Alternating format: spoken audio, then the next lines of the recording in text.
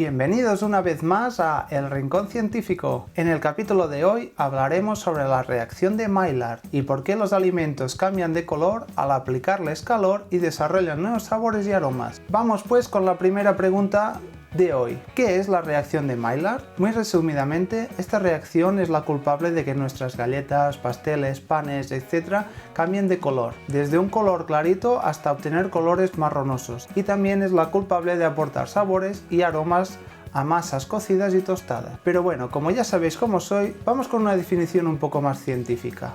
La reacción de Maillard, o también conocida como glucosilación no enzimática de proteínas,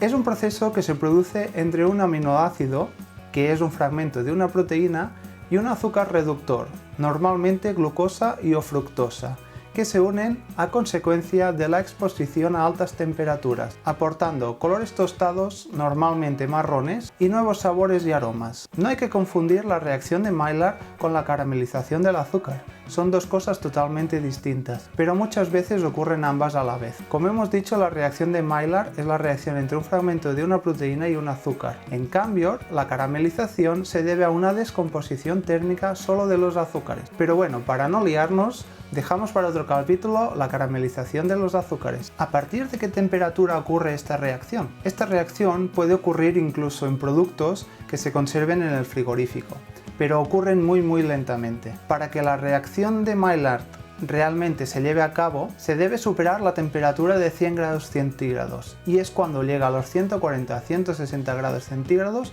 cuando esta reacción se acelera muchísimo. Ya hemos visto que la temperatura óptima para que se produzca esta reacción es superior a la de evaporación del agua, que son 100 grados centígrados. Por tanto, no se producirá o se producirá muy lentamente en aquellos productos con cierta humedad, ya que en ellos el calor se invierte primero en evaporar el agua, antes de seguir subiendo la temperatura del producto. Una vez esta humedad desaparezca, será cuando empiece la reacción de Maillard y por ende el tostado del producto. ¿Qué factores favorecen esta reacción? Pues primero tenemos el pH. El pH mide la acidez de los alimentos en una escala comprendida entre 0, muy ácido, y 14, alcalino o básico. Pues la reacción de Maillard se acelera en condiciones de alcalinidad, alcanzando su valor óptimo de velocidad a pH 10. El segundo factor, la temperatura elevada. A partir de 140 a 160 grados centígrados es cuando más se acelera. La humedad que contenga el producto es muy importante. Si tiene mucha humedad, la reacción se inhibe debido al agua que contiene el producto,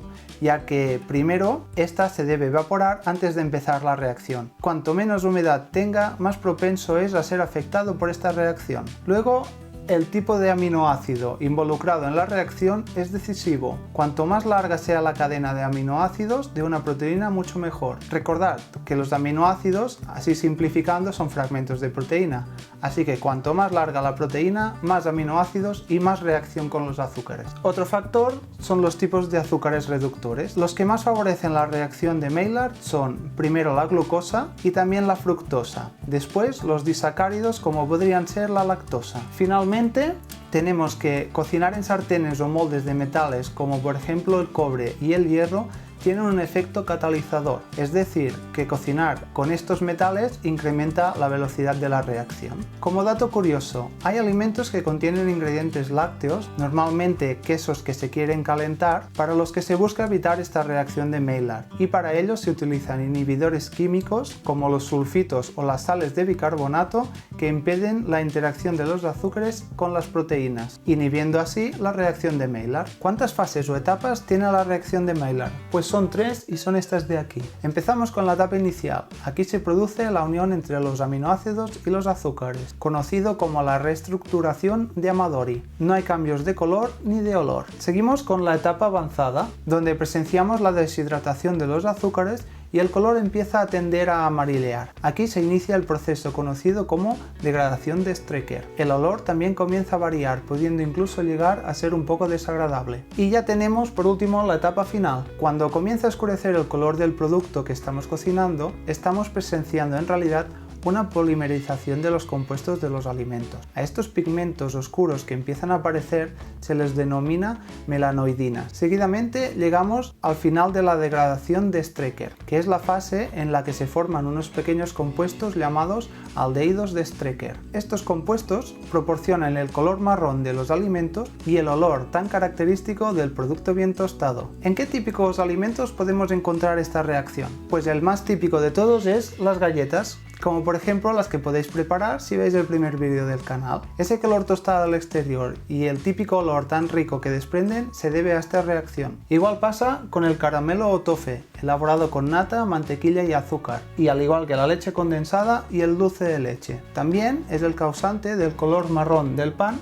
al ser tostado, al igual que el color de la cerveza, el café, el cacao y el sirope de arce. Y muy importante, da el sabor y el color de la carne asada. Y vamos con los efectos negativos de la reacción de Maillard, siempre y cuando nos excedamos en tiempo y temperatura de cocción. El primero es que disminuye el valor nutritivo, ya que un exceso de esta reacción degrada proteínas y carbohidratos y se ven alterados compuestos como las vitaminas y aminoácidos esenciales. También podría ocurrir una disminución de la solubilidad y digestibilidad de las proteínas, provocando hinchazón abdominal e irritación intestinal. Y un exceso en la cocción, en particular en alimentos con alto contenido en hidratos de carbono, conlleva una aparición más fuerte de esta reacción, lo que genera normalmente aromas desagradables, un color muy oscuro o casi negro, un gusto amargo en el paladar y atención que podría originar compuestos tóxicos y o cancerígenos, como por ejemplo la acrilamida, que es absorbida por el tracto intestinal